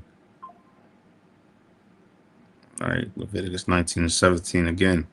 Thou shalt not hate thy brother in thine heart. Thou shalt in any wise rebuke thy neighbor, and not suffer sin upon him. In any wise, right?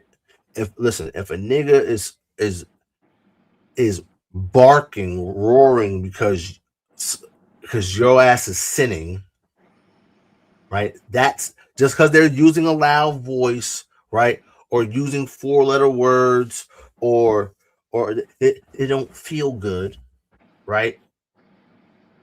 That doesn't mean that person hates you, because love is correction, love is rebuke. And again, it says in any wise, right? Again, and it's all about balance, right? Proverbs 11:1 says that a false balance is an abomination to the Lord, but a just wit is his delight, right? There's balance in life, right? Cyrex says that there's a rebuke that's not comely, right? Sometimes you got to rebuke or correct a nigga in a way that, it's not sweet and soft and, oh, let me hold your hand, right? That's not going to be the case all the time, right?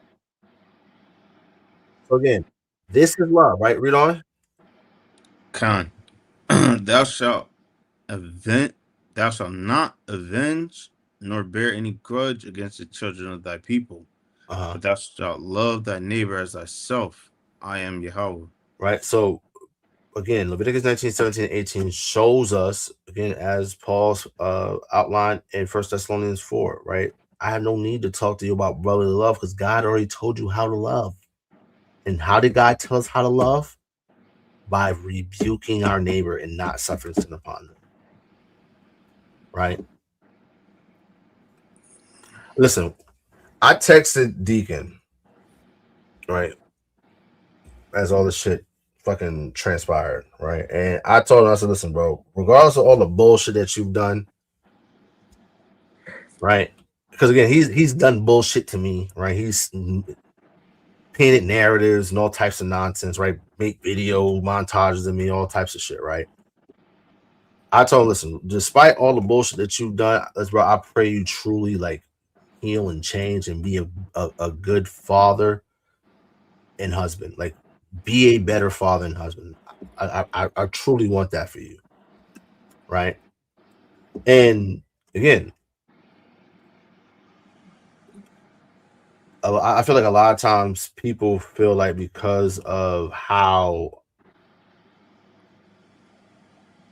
sometimes I may correct or rebuke or roar or bark, but then when it comes to sin, the way I do, a lot of people don't like. Some people don't like it.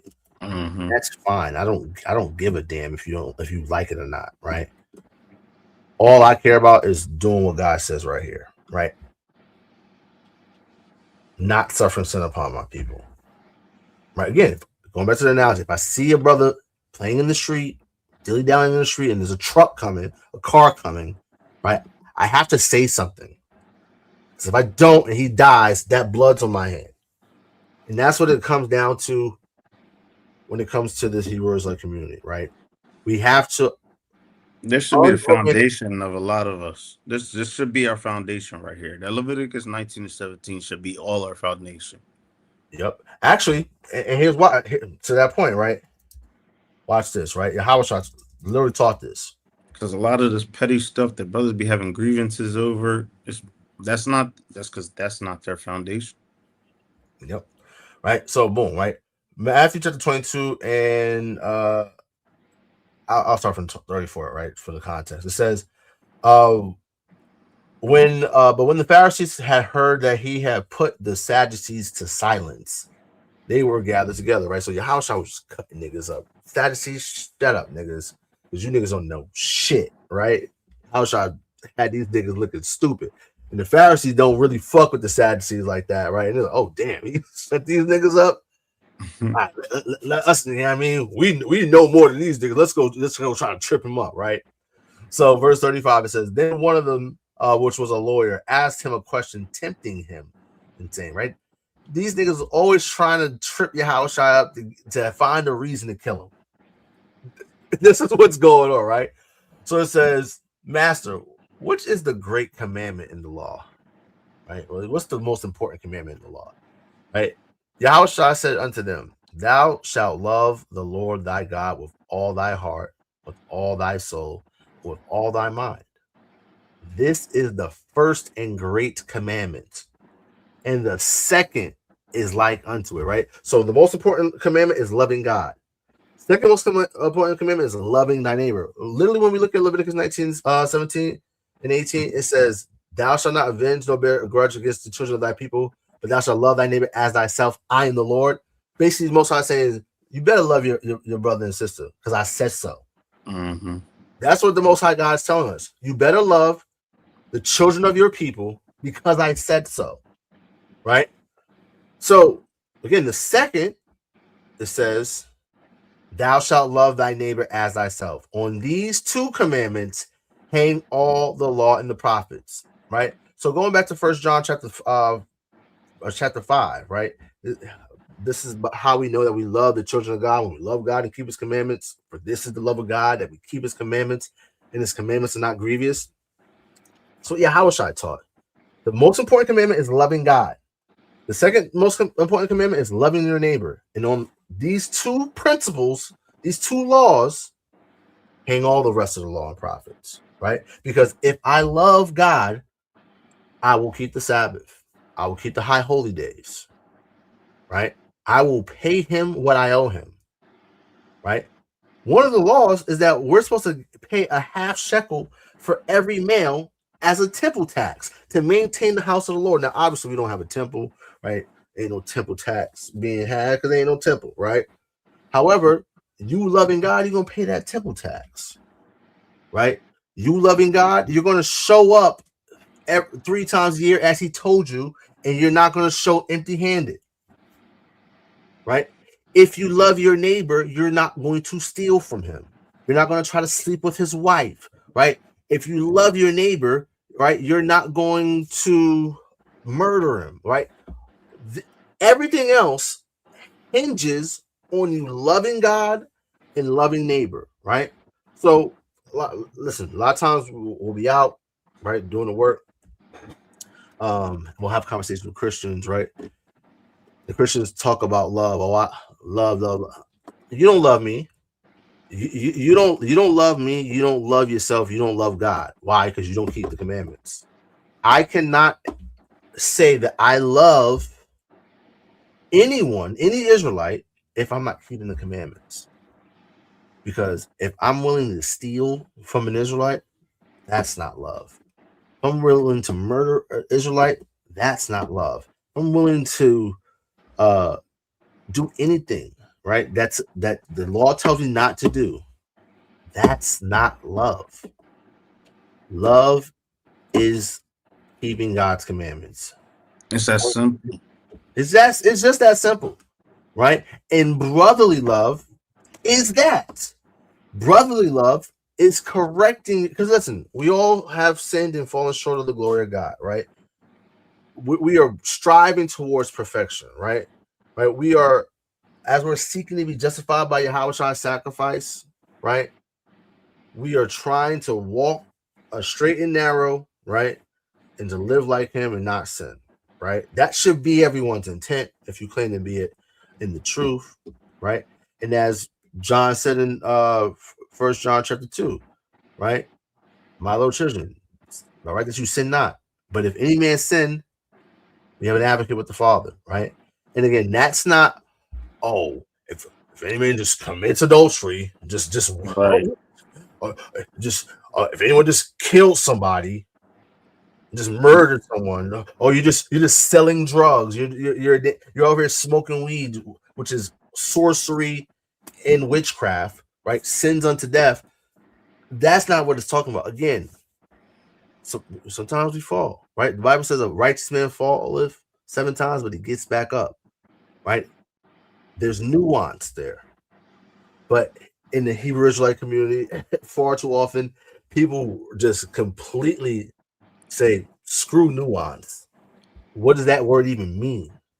Because you tell certain nigga, oh, there's nuance, right? They think you're saying a nuisance. Oh, they're talking about something else. No, nigga, like there's nuances in life, right? There's balance, right? Again, everything is not merited to give grace or mercy to, right? Because like again, I go back to this past year, right? Last year when everything came out about the alligator, right? And it was like Matthew 18, right? Right? In Matthew 23, Yahawashi talked about how the Pharisees they disregard the weightier matters, right? Of the law, right? So Matthew 23 and 23. Woe unto you, scribes and Pharisees, hypocrites, for you pay tithe of mint and anise and cumin, and have omitted the weightier matters of the law. What's the first thing? Judgment, then mercy, then faith. Those are the 3 things that he said. These are the weightier matters of the law. Yeah, you should be paying tithes, right? But what's more important than you paying tithes, what's more weightier, is you doing righteous judgment, right? Showing mercy when merited, in faith. How could you show mercy if you don't judge the situation properly? You can't show mercy and can't show grace if you're not willing to judge. Like not judging is not showing mercy. It like mercy is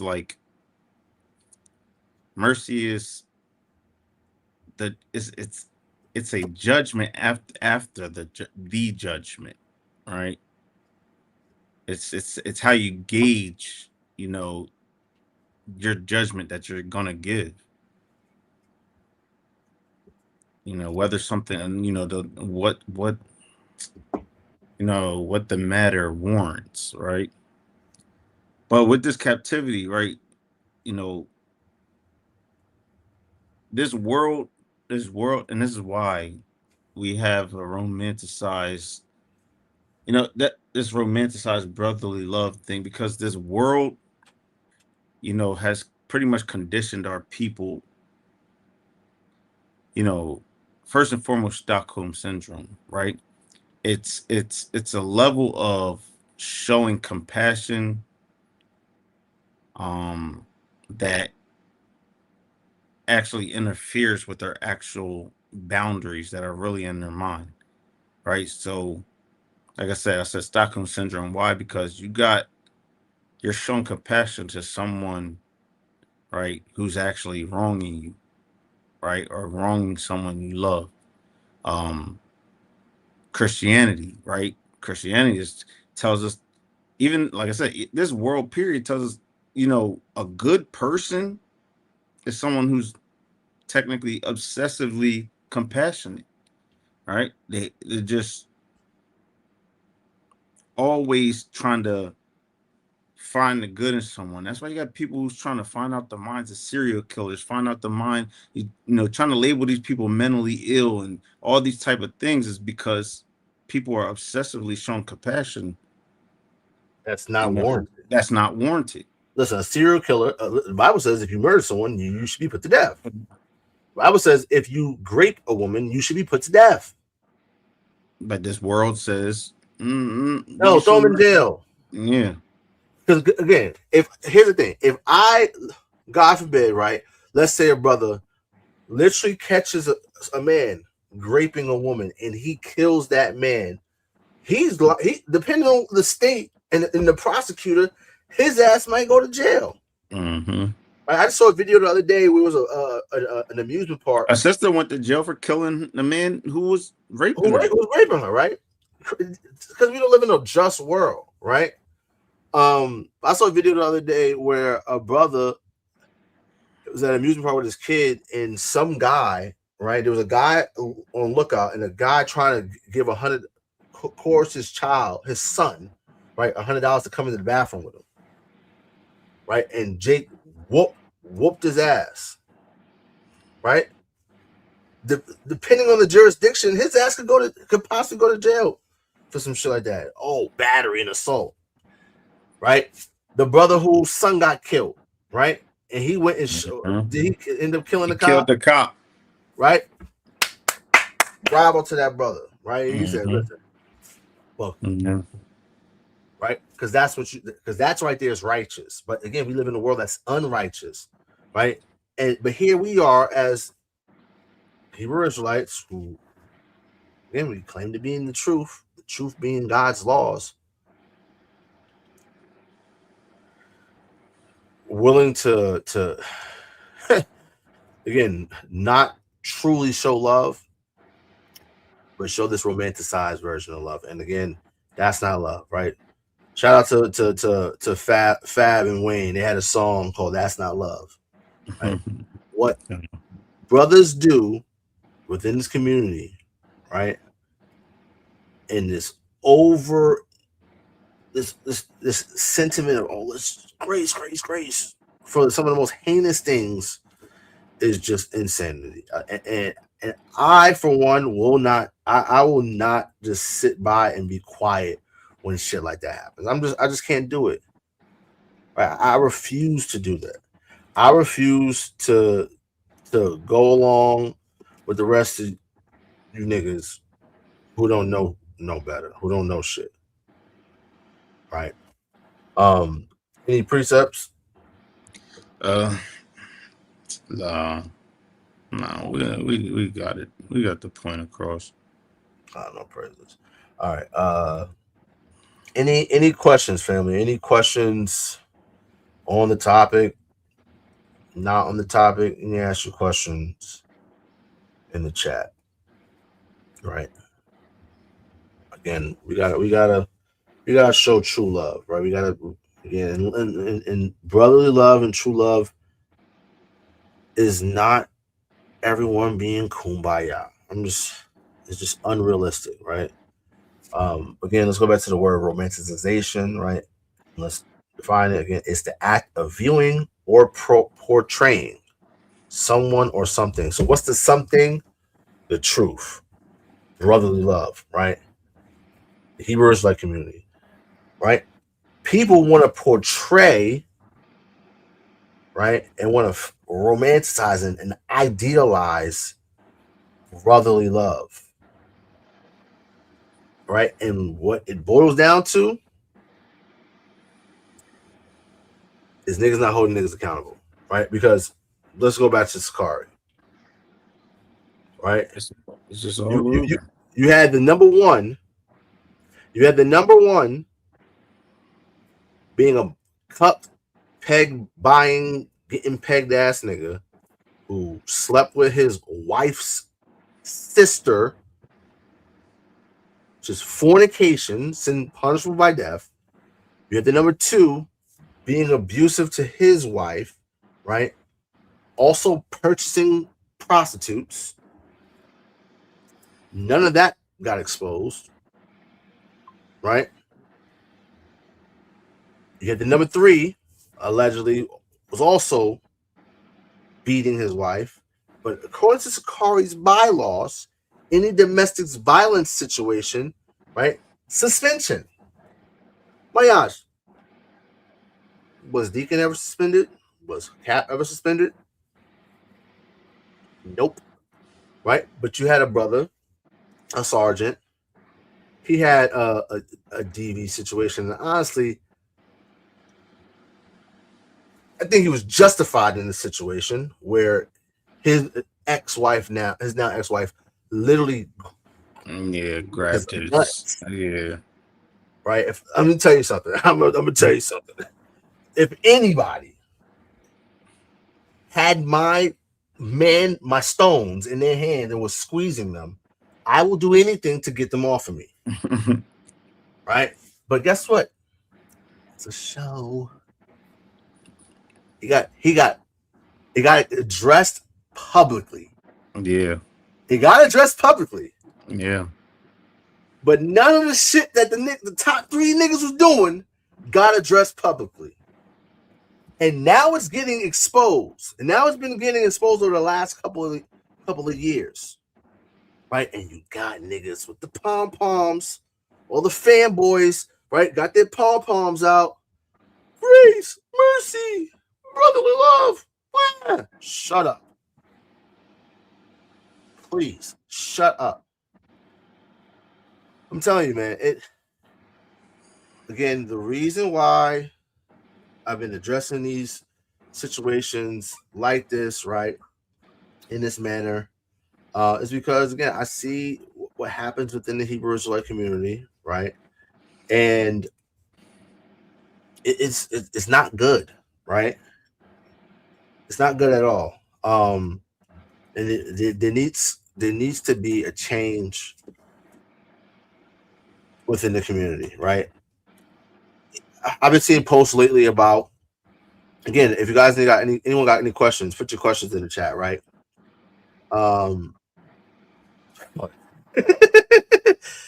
Listen, rules for thee, Right, not sis. Listen, you hit the nail on the head with that one, right? I've been seeing some sentiments from different brothers in the community, brothers that I have a great deal of respect for. Listen, the Hebrew Israelite community is viewed in a certain light by outsiders looking in, right? Remember when Drewski did that skit and you had a bunch of niggas with their panties in a bunch, all upset? Mm-hmm. Guys, the shit was fucking funny as hell. But if we have a problem with that, then we need to change the narrative. Let me tell you something. There's been so many times that we've been out, right, at camp, and we've had conversations with people, and they say, wow, I've seen Hebrew Israelites before. I've seen some brothers over on Broad Street, or these brothers over here, and they was just yelling and this and that and blah, blah, blah, blah, blah. But you guys aren't like that, right? And they received the message, right? See, I remember when I was always a smart ass, right, in school and whatnot. And I remember, a teacher of my mom said to me, "You catch more bees with honey than with vinegar." And I said, "I don't want to catch bees. Bees sting," right? Just being a smart ass, right? But truly, there is that saying is true. You catch more bees with honey. If our goal is to bid our people to the marriage, and our people are the bees, right? Sometimes we need to catch them with honey, right? And not straight vinegar, right? So our approach in fishing has to be, listen, it got to change, right? You got to be able to adapt, right? Yeah. I haven't been able to go fishing this year yet since my son was born, right? But one thing I learned as I've gotten to fishing over the last year or so, depending on the time of day, right? Those bass, right? You freshwater fishing, those bass in the morning time, they want some top water, right? So you're gonna throw a frog, right? Maybe in the evening, right? You might throw a swim jig or a spinner bait, right? You gotta throw different bait to catch fish at different times and different seasons, right? When you're coming into the fall, right, you're going to change your approach, right? In the spring, when they're spawning, you're going to change your approach, right? You're going to change where you fish. So that's important that you think about, all right, my goal is to catch fish, is to reel fish in, right? So that my family can eat. But when it comes to the truth, I'm trying to catch fish, right, to bring them on board, right? So I can bid them to the marriage, so that the wedding feast is filled and everyone can eat, right? That's important, right? So would it not be counterproductive to, I don't know, pollute the water that you're trying to fish in? That would be very counterproductive. But Hebrew Israelites, a lot of us, especially, some of us don't realize that some of the tactics that brothers were doing in the 80s and the 70s and whatnot, in the 90s, that ain't gonna work, right? Especially in this day and age. Mm-hmm. So that's super important, right? We gotta change the narrative. And here's the thing, right? Because Yahawashi said, the world hated Yahawah, right, before it hated us, right? Right, but it's because of righteousness. So if they hate us for righteousness' sake, why give them? Now you want to give them ammo to hate us for something that's justified to hating us for? So I'm saying, like, we have these things that they're looking at us, in bad light of, but it's like, you can't blame them for not hating. Like, we could blame them for hating the truth. You can't blame them for hating that, we got brothers in this thing that's just beating on sisters, right? Just foul hypocrites. You know what I'm saying? So it's just, like, at the end of the day, man, that's just what it is. Let the only thing they hate us for is walking this walk truly. Yeah, what Paul said, do I become the enemy because I called you the truth? And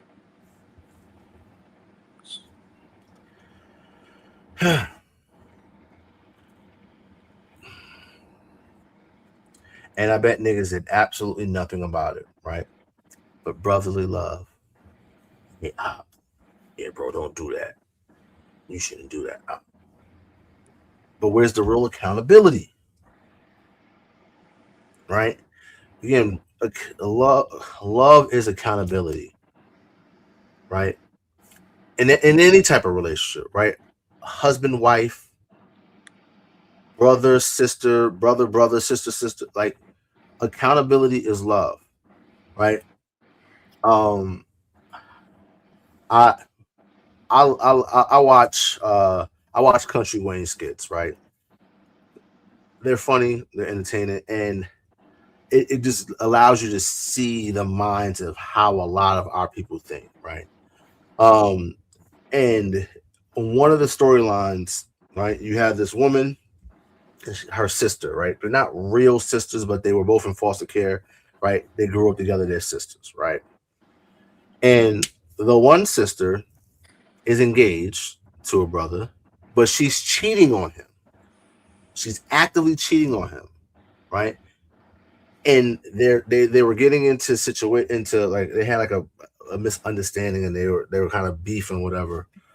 And she's venting to her sister. Mind you, her sister knows that she's cheating on her fiance, and the sister who's engaged is blaming the man for not being decisive and not wanting to have a child with her, and this, that, and the third. And it's not gonna work, and blah blah blah, but this, that. And the sister's like, I'm sick of it. Like, and she just told her, read her rights and told her what it is. Like, oh, you think it's not gonna work because of XYZ, or is it because you've been cheating on the nigga for the last 6 months? And she was just like, oh my gosh, just shocked, like, how dare you tell me the truth? But that's what Hebrew Israelites do. That's what Hebrew Israelites will do. Wild shit, and then get mad when you call them out for it. Because at the end of the day, Black, Hispanic, and Native American people, right, here in the Western Hemisphere, here in America, right, when you're sick, right, we don't have a king, right, we don't have God's laws written in our inward parts, right. And again, because brotherly love has been romanticized, right, that is an excuse for brothers to not take accountability, to not hold each other accountable, and accept being held accountable. Right? Listen, all the things that was taught to us while we were in Sakari, right? About judging righteous judgment and you know, no one's bigger than the program and things of that nature, right? Those things were taught to us. Those things were instilled in us. But when it was time for the people who were teaching those things to be shown, hey, you're not bigger than the program, right? To be shown that, hey, we're judging this righteously and you're evil and you're wrong, right? And you've been hiding this for years. Now it's, oh, niggas ain't shit. Oh, niggas is coming against me. Oh, it's a grand conspiracy. No, nigga. It was never a conspiracy, right? What's the true conspiracy is the fact that niggas was hiding evil sins amongst each other while holding the subordinates to a higher standard than themselves.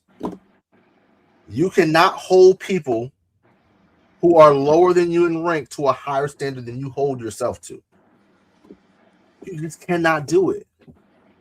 Because when you do so, you'll be shown and proven to be a hypocrite. And the hypocrite cannot stand in the sight of the Most High God. Right? Any other questions, family?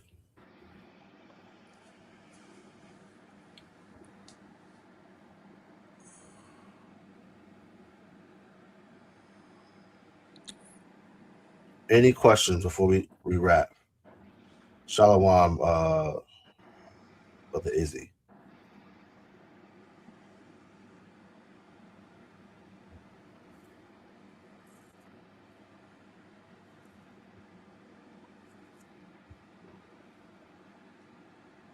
Right, no questions. All right, family. With that, I want to give all praises, all glory, and all honor to the Most High God, whose name is Yahawah. Of course, we do so in the name of His only begotten Son, Yahawashi, who the world inwardly calls Jesus Christ. Pray, brothers and sisters, will edify till next time. Shalawam. Shalom. Shalom, family.